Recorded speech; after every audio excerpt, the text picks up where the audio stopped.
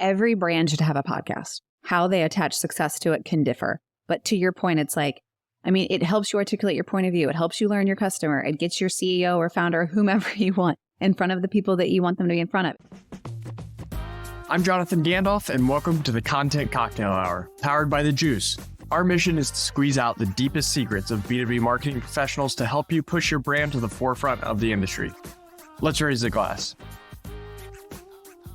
Welcome back, everybody, to the Content Cocktail Hour. I am thrilled to be joined by Rachel Elsts Downey, founder and CEO of Share Your Genius. This is a very meta episode because we work with Rachel and her team on producing our podcast, ideating around our podcast. So I'm really excited.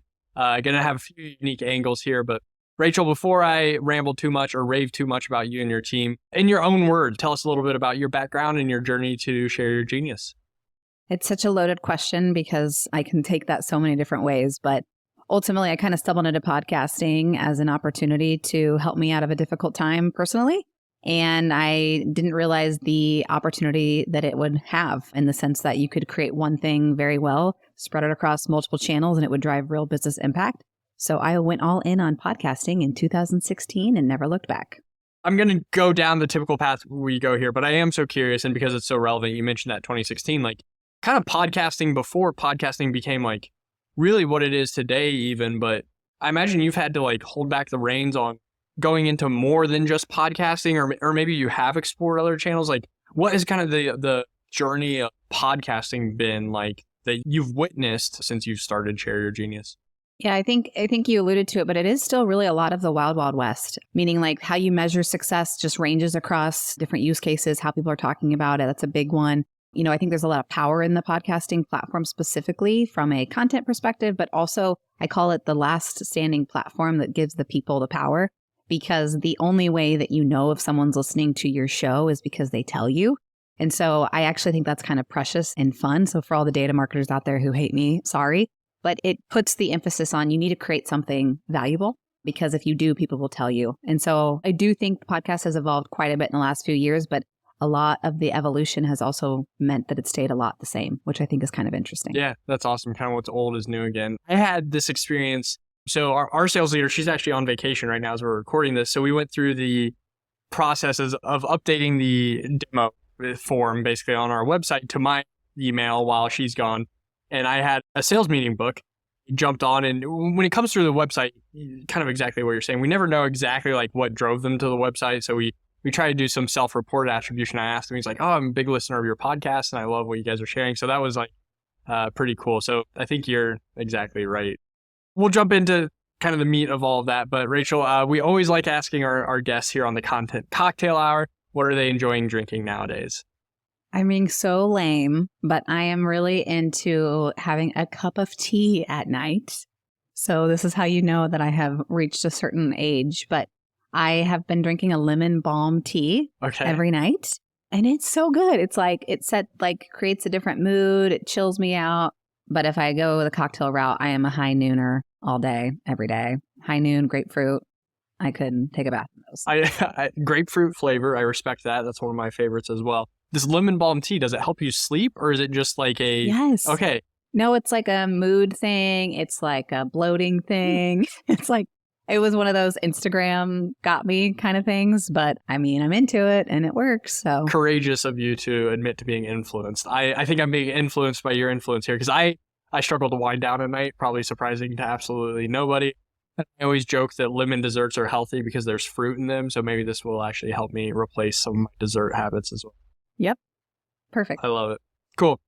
Well, you and I were talking a little bit before we did hit record. I shared with you our last question we always like to ask everybody, and we actually thought it'd be great to lead off the conversation here and see where that leads us. So I'll go off script here a little bit, and I'll ask you, what is one unpopular opinion you have as it pertains to B2B marketing?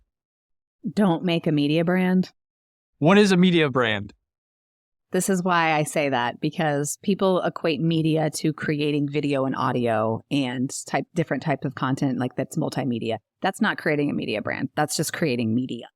And so if you are going into your stakeholders or whatever, and you're saying, I'm going to create a media brand, what you're actually signing up for is how are we going to create media that generates revenue? That's what you're signing up for when you say that.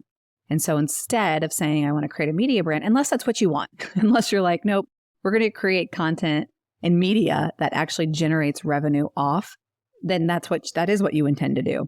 But what you're probably meaning is creating a content brand, which is totally different than a media brand. Okay, so what's the difference between a content brand and a media brand? So media to me equals my media product will generate revenue for me. That's the primary. My content brand, I'm going to use content to help educate and teach and get my message out into the marketplace so that over time people come by from my brand. But I'm not monetizing the product itself, the media being that product. I love it. I'm fighting the urge to just click stop recording right now and letting that be the podcast episode. This is something like I've seen happening a lot as well. I think a lot of people say like, oh, we're a media brand or, we're a media company. And I think you're exactly right. What they mean is they want to create good content. But if you look at most media companies, what they're actually selling is advertising, right? And like, it's a very slippery slope. It's one we actually fight at the Juice a little bit. So we've got a little bit of a media engine to what we do, but the slope into becoming ad tech at that point is very, very slippery. I think you're right. Like there's a subtle but extremely powerful difference between media and content-led companies. And it completely comes from the intent you set behind it. So for your point of like, we could sell sponsorships on our show. Let's just say that. Mm-hmm. That's awesome. That's a benefit for building an amazing content brand. And so that you're able to generate revenue off of your show. It does not mean that you have created a media company. The brand that's backing your show is not a media company now. You know what I mean? I think that's where people get confused or they see the shiny object and they get really excited. It's like, no, you should create awesome content. You should do it for all these reasons, but just know the difference of what you're signing up for because the KPIs theoretically would be different. And that's a great segue. It's as if we talked about this and we actually didn't, but it's a great segue into, all right, so podcast, part of great content companies. We use people who are producing really high quality podcasts as kind of a great lead indicator for us. But what are the KPIs for B2B podcasting and how do you encourage brands who are thinking about getting into podcasting into knowing whether or not podcasting is good or not for their own brand? So to me, it always comes back down to outcomes. What is the thing that you're trying to accomplish in order to design the right strategy? Even talking about the difference between a content brand and a media brand, it all comes down to intent. What are you trying to accomplish so that you can make the right decision? But for me, I've really distilled it into one of three things that a brand is typically doing. They're doing this because they need to drive demand. So like build authority, generate revenue from pipeline, that kind of thing. The other one could be build brand. So build brand would be obviously growing brand awareness, making sure people know who they are, enhancing your credibility, all those kinds of things. Then the third one could be grow an audience. So that would be fostering that connection, engaging with your audience in a different way, attracting net new, that kind of thing. And technically there's probably a fourth outcome, which could be more employee brand. So, attracting and retaining talent, that kind of thing. But the three I said, demand, brand, and grow an audience are typically one of the outcomes that we would associate a podcast effort with.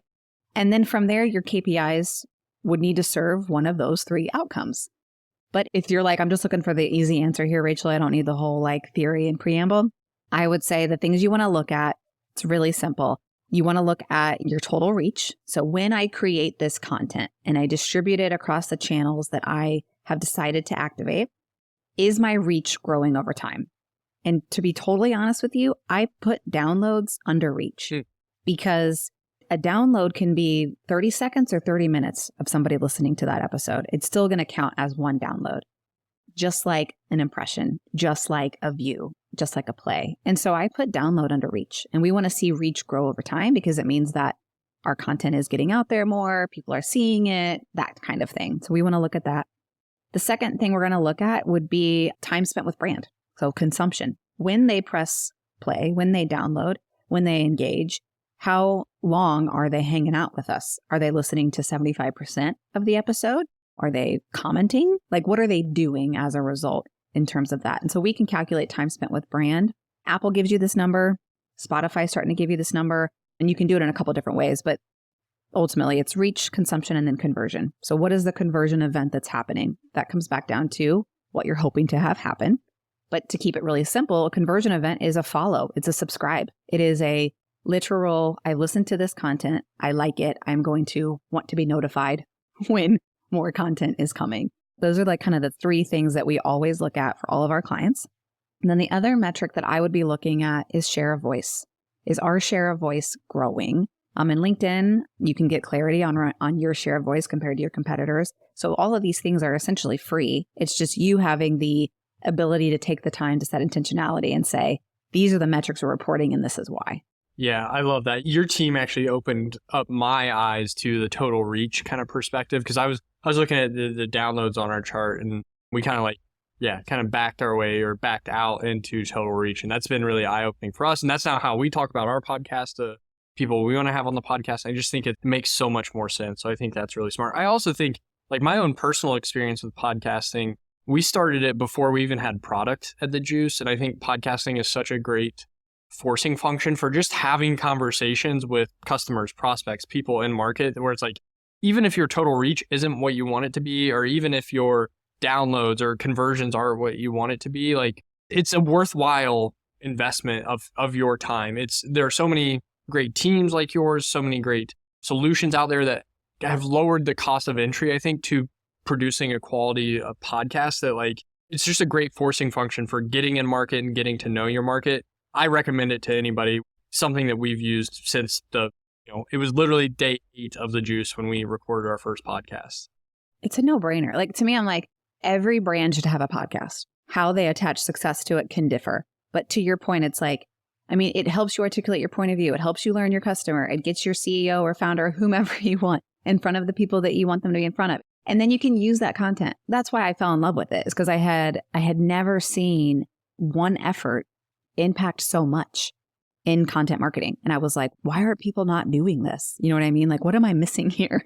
Absolutely. It was scary. I remember a previous company I was at, I didn't think we had the ability to, like, do a podcast in the quality way that I thought we should. And then I started The Juice, and I was fortunate. The marketer on our team, Brett McGrath, he was one of our first hires. We're selling marketing to marketers, and he's like, we're going to start a podcast. And I was like, that seems like really hard. And like I said, literally day 8, we recorded our first podcast, and it's something we've been doing ever since. So yeah, let us be the proof there. So on the topic of success, you all at Share Your Genius published B2B podcasting benchmark. So if you are interested in really measuring success kind of through some of these benchmarks, I'd strongly recommend this piece of content. We'll link to it in the show notes. But Rachel, I'm kind of curious, from your, like, subject matter expert seat, if there was anything, as you guys were doing that, if there was any data in there that really jumped off in a good way or in a bad way, or that really surprised you as you guys were all kind of gathering and evaluating that data. Yeah. So I think one of the things you hear that's also kind of a misnomer in the marketplace is that podcasts are saturated. And it's like, why would I launch another podcast? Because there's somebody else already has a podcast. No one's going to pay attention to mine.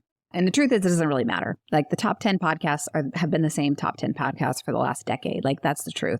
The reality is, you're creating content for a very specific audience, and you're just maximizing the podcast platform to help syndicate, distribute, create, right? So framing it the appropriate way, I think, makes a big difference. When you look at the landscape of the industry, last I had reported was that the industry average, and that's taking out the top and the bottom and all that kind of thing, but the industry average was getting about 37 downloads within the first, 7 days of an episode releasing. That's not very many people.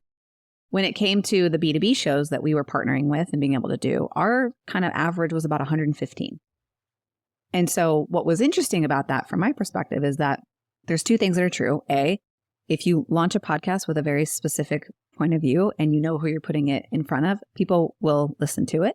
And actually, that might just be it, not 2 things. So just that. So the point is, like, a B2B podcast does not have to compare itself against the entire industry, but it has to compare itself against itself. And then you can look at how other B2B content performs. So I thought that was compelling. The other thing that I found compelling, and this wasn't original to our research, but it was validated by our research, which was, we talk to our clients and we say, look, a 70% plus consumption rate is considered extremely good, because it means they've listened to more than half. You're creating content that's resonating with them from an editorial perspective, all that kind of stuff. And when we went into the data or the research to see, do our shows hit that milestone, the majority of them did. And so it allowed us to feel more confident in saying, look, our process works. You know what I mean? What we're doing works because people are actually listening to the content that you're putting out, client. And so those are kind of helpful benchmarks just to say, like, when you look at how B2B content's performing, specifically in the podcast space, people are consuming it, especially if they're doing a good job creating it. And then also, people are consuming it at a higher clip in terms of that total reach than a out in the wild podcast. So B2B podcasting, is it still a play? Yes. Yeah, I love that. When you guys published this report, I remember, I went to go open it and check it out. And I was, we're not the biggest company in the world. And I was like, oh, this might be bad. Like, I know what some of our numbers are. And like I said, our downloads could be single digits and we would still be doing this podcast because it's a great forcing function for us as a team. But looking at the bench, I was like, oh, we're right around some of these B2B averages and we're a small team and we've got some great support. And I think you have coached us through the right process to make sure we're publishing for the right people, kind of on the right topics with the right people. And I was relieved to see, honestly, like that we're right in line with kind of what you would expect for a B2B podcast. Now we've got room to grow as well and be above some of those benchmarks. So it was really helpful data because I think so many times people don't do podcasts. They don't know what good looks like. And now you all are helping publish data to show what good looks like. I'll say one last thing we've seen in our own data that I think aligns with what you're saying is like the who you're creating for. You've referenced that a few times. In benchmark report we published a little over a year ago now, but it was like 33% of the top 100 pieces of content on our platform had a like job title or very specific job function in the title of the content. So like they were very clearly like calling out, this is for directors of marketing or this is for demand gen leaders. Like you just have to be explicit and literal with that information. And like people will, like moth to a light, right? Like people go to that if they see their title in that title. I just think that's so powerful that sometimes people take for granted that you need to know who you're creating for and be repetitive with that information once you do know. Well, and like that's the other thing that it's so interesting to me when we think about creating content. And I think, you and I think have talked about this a little bit and going on like a soapbox moment, but I think sometimes we overcomplicate things. And it's like, no, this is who it's for. Mm-hmm. This is who it's for. And like if other people show up, that's great. But I've always like stuck with this little saying that was taught to me like literally a decade ago. But it was like, it's so simple and everyone knows this. You're going to shake your head and be like, duh. But it's you market specifically and you sell generally. So it's like you market specifically. Mm-hmm. And then if people show up and they're willing to buy and you can solve a problem for them, then you're going to sell it to them. But it doesn't mean I marketed to them. So you know what I mean? Like you market specific. So it's always like stuck with me over the years that I've been doing this. I love that. I'm writing that down. Well, as you say, speaking of overcomplicating or making things complex, I don't want to steal your punchline here, but you and I sat on a panel about AI a couple months ago. I thought you had some really cool perspective in AI, podcasting. I think whether it's transcript production or atomizing, like that is a space where AI, I think, has had a pretty quick impact. So just broadly, kind of what are you seeing with AI and how brands are leveraging AI as it pertains to podcasting? I think that the power of AI is that it allows you to ultimately scale your thought leadership or scale your point of view and like do it in a way that is saving on the manual execution. That's how I see it. But it's only as good as what you tell it. The output is based on the input. And so if you don't take the time to get really clear on what you're feeding the beast, if you will, or feeding that knowledge base, then the output is not going to do anything for you. And when we go back to this idea of like, podcasting specifically, and when I say podcast, it is now synonymous with video, like podcast, video, whatever. You and I can piecemeal when you would do a video series versus a podcast and all of that, like all day long. But just so that we're on the same page here of like, when I say podcast, I am talking about a video and an audio file. And so the reason I say that is because the thing that a podcast does is that it's starting from a very authentic place. It is starting from a place of creating content that's coming out of your own mouth, out of your own brain in a very real way. And so when you then have clarity around what you're trying to accomplish from that podcast, you can leverage AI to help you create that distribution roadmap much more quickly than you could have. And so that's the idea. And that's the way I think about it. And I was taught this idea of like your AI bot, whatever you're using, is kind of like this idea of a stoned intern. And it's like you have to continue to remind them, what is the assignment? Why does it matter? All of those kinds of things. And so my whole point is like success in marketing today begins and ends with your intentionality and getting really clear on the outcomes that you need to achieve and then learning and teaching over time. I love it. Everyone talks about the cutting edge technology of AI and then the output is just a stoned intern, which I think is so appropriate. I totally agree on the garbage in, garbage out on AI. That's what I've been preaching as well. Is like, I think proprietary data is really important to getting really good outcomes. And it's something that like generative AI can't create from scratch is your proprietary data. So I think Yeah, the better kind of inputs you have, obviously, the better outputs as well. So I think that's really savvy. What is your favorite kind of the AI use cases that you've seen with podcasting? What's your favorite you've seen somebody doing to this point? If you ask my team this question, it might be different, to be totally fair, but I really like the GPTs. I like being able to build a GPT that's a knowledge base. We work with a lot of, not a lot, but we work with a handful of complex tech companies. And so when we're onboarding them, we take the time to build out a little bot, little GPT, and then we go in there and ask it questions so that we're smarter for our clients. And so we're showing up knowing what they actually do.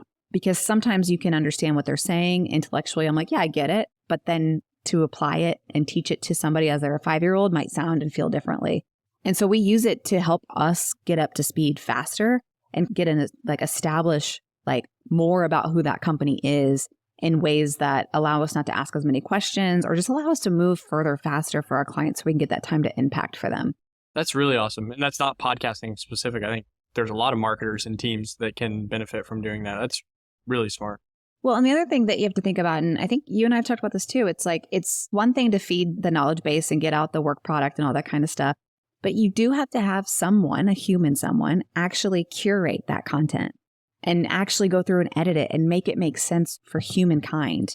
Because that's where you run into trouble is you're just spitting out content that has no connection. And so the human has to make that connection. And to the point where you'll see this over the next couple months or 30 days or so. So I'm giving you a little bit of a preview, but we're redoing our brand marketing kits for our clients. And we're going back through and we're even putting down the human that edited it, the human that approved it and reviewed it, because I want my clients to understand how much it matters. And they're creating an amazing piece of content, but it's our job to make sure that they're able to maximize it and use it in a meaningful way. So AI is awesome. I love it. If you're not using it, start. But my word of caution would just be don't lose the human element. Yeah, and I think that part is critical for podcasting is there's so much human in podcasting conversations. It'd be foolish then to let an AI process undo the magic that is the very human kind of connection and conversation that happens in a podcast. That's cool. I'm looking forward to seeing that come to life.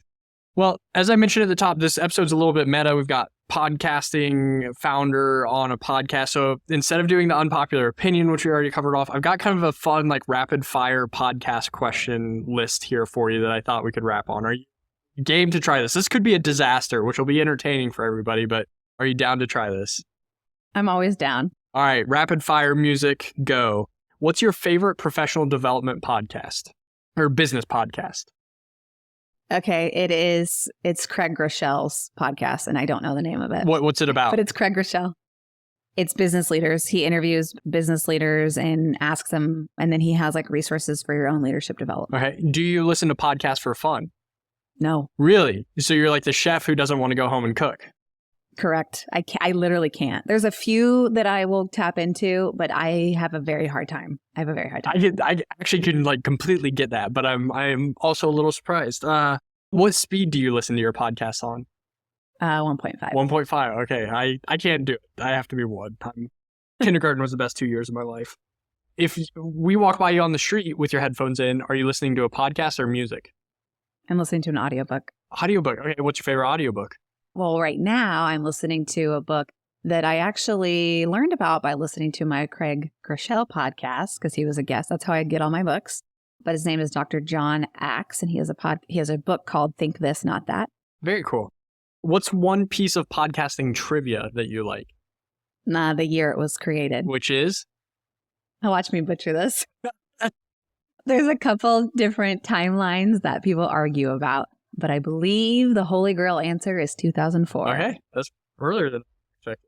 Last one, what is one piece of advice you have for somebody who wants to start a podcast but hasn't yet? Do it. I love it. That's right. That's as rapid fire as it gets. Rachel, if people want to learn more about Share Your Genius or about you, what's the best place to do that? Well, they could find us on the Juice. I like that answer.